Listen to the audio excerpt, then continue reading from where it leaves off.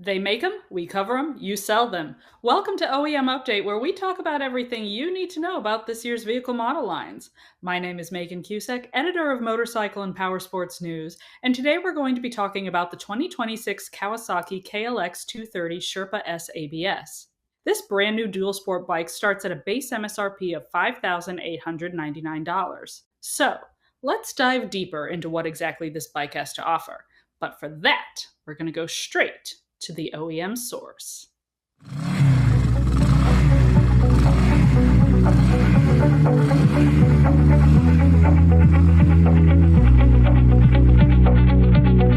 Joining me today to give us an overview of the 2026 Kawasaki KLX230 SHERPA S ABS is Brad Puetz, Media Relations Supervisor for Kawasaki.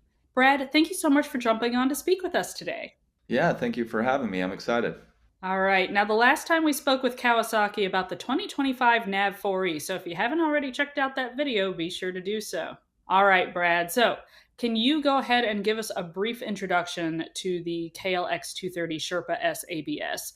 What kind of rider are you targeting with this dual sport bike? Yeah, for sure. So, as you may or may not know, it's a brand new model in our lineup, and we're calling it the Ultimate Escape Artist. So, think of it as a very simple dual sport, lightweight, for someone who appreciates something that's very approachable and easy to ride, and maybe someone who wants to make a short escape from the city. So, think of maybe a one night getaway, overnight getaway, or maybe just a 8 hour getaway into the trails. So, someone who appreciates something that's easy to work on, low maintenance, very Mm. easy to ride, but allows you to get out of the city and just kind of escape the 9 to 5 and get away for a nice adventure out on the trail. And as far as the person, it could be for someone newer, or it could be for someone who's experienced as well. Just someone who appreciates that type of getaway. All right. So, what then would you say are the main selling points of the KLX 230 Sherpa S ABS? Well, I would say, as we initially had mentioned, it is a lightweight super dual sport, sorry, and it has very utilitarian design. So it's rugged, it's lightweight, it allows you to kind of get out into the backcountry. So, that's a great selling feature. Another one of probably the biggest selling features for this bike is just that low seat height. So it's very approachable and it's not intimidating. So 32.5-inch seat height. For most people, that is, one of the lowest in the industry. So, as we know, there's a lot of adventure and dual sport bikes out there, but a lot of them are taller, intimidating. Even on the showroom floor, they can feel a bit intimidating. So the great thing about this is it allows you to ride off road, but it's much more approachable than a lot of other bikes out on the market. Another nice feature about the bike is the tubeless rear wheel. So it has an 18-21-inch wheel combination, but the rear is tubeless, so it makes it a little bit easier if you have to do some trailside repairs to the tire. So that's something that's different than our other dual sport models. It's fuel injected with electric start. So, if you're doing some adventures where maybe you're getting at some altitude or colder weather, that fuel injection is really going to make sure the bike starts up each time with no hassle. We also have selectable ABS. So a lot of riders, especially newer riders, really like that ABS function. And being that this bike can be ridden on pavement or on dirt, the nice thing about it is you can actually select to turn the ABS on or off. So as an example, maybe you've got some good traction and you're on the pavement, you might choose one setting, but then when you get into an off-road environment, you might feel like you like another setting a little better. So there's just a handy button on the left-hand switch that lets you turn the ABS on or off. Other than that, I would say it was funny. We just did a little adventure ourselves on the bike last week as we were getting familiar with the bike. And I came back and said, never has a motorcycle been more appropriately named the Sherpa. For those who don't know, a Sherpa is someone, it's an ethnicity from the Himalayan region, right? And these Sherpas help people go on the climb. So they're known for just their climbing prowess. And that is where this bike shines. We got into some fun, tricky hill climbs, and I mean, the bike pretty much climbs itself. It's just really, really at home when you put it in a low gear and you chug it up a hill. I just remember thinking, wow, this thing truly it's the motorcycle version of a Sherpa. Oh, that's very cool. I like that little anecdote. Perfectly named. That's excellent. Yeah. Um, All right. So you went into, a few of the different specs for us, like the low seat height and the tubeless tires. Can you break down some more of those technical specifications, like, what kind of engine it's running and everything? Sure. So it's a very simple engine. It's a low displacement, 233 cc fuel injected engine, single overhead cam. It's a four-stroke engine with electric start. So very low maintenance, very easy to ride. Makes that nice low down torque that just makes it easy to ride, as I mentioned, on a hill climb. But even in town, getting away from stoplights, that nice torquey four-stroke engine is really approachable for all riders. It has a six-speed transmission, which is nice. So it has the flexibility to ride in the lower gears when you're off road, but with that sixth gear, if you're out on the highway or you got to cover a little bit of ground, that six-speed transmission is really nice to let you get that done. Very lightweight perimeter style frame, steel frame, long travel suspension. So although it is a low seat height, you do have what we would consider long travel suspension that allows you to navigate some tricky terrain, whether it be rocks, ruts, that sort of thing. You have disc brakes. We had mentioned selectable ABS, which is a nice function. You have a 2 gallon fuel capacity. So this thing gets really good fuel mileage. Obviously, everyone's riding and terrain you're on is going to differ as far as your range, but that 2 gallons lets you get pretty far out on the trail to really escape the city, as we had mentioned. It's about 282 pounds weight, so quite approachable. Like I said, easier to navigate, pick up if you have a little tip over on the trail, that sort of thing. And then as far as the last spec was that really important one, 32.5-inch seat height. So very confidence inspiring.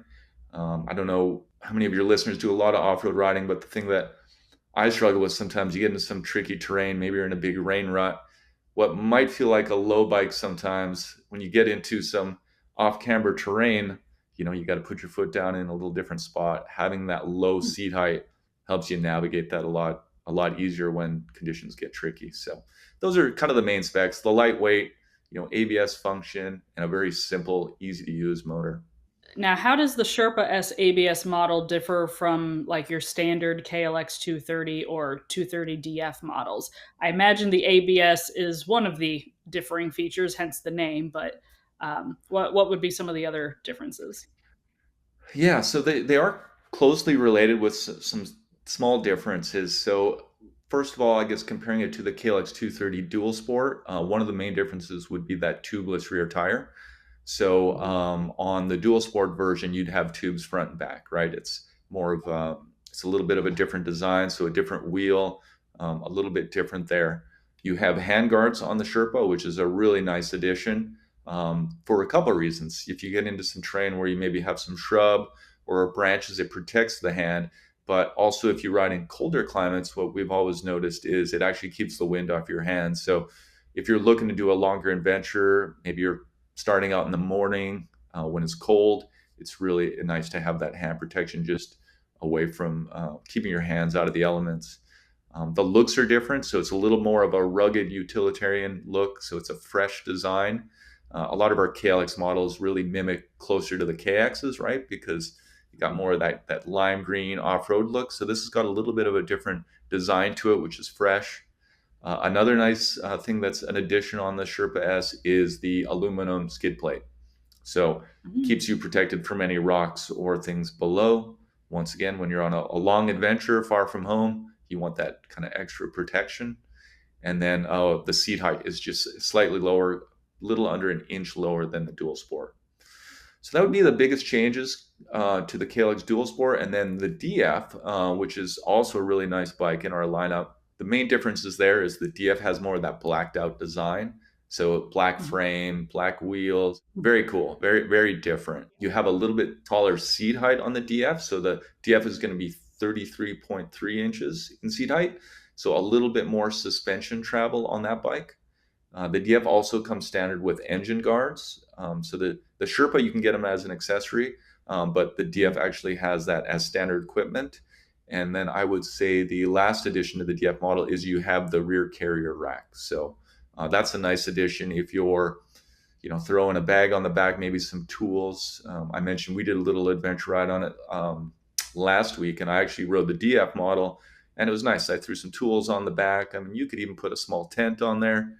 You can get creative. I feel like that's one of the most fun things for me is going on the adventure. I like packing the bike. I got this. You get this cool feeling when you're packing your bike up for an adventure. So yeah, I like that. Oh yeah, luggage is always, big for like the dual sport and adventure segment. I mean, you gotta just pack those things up.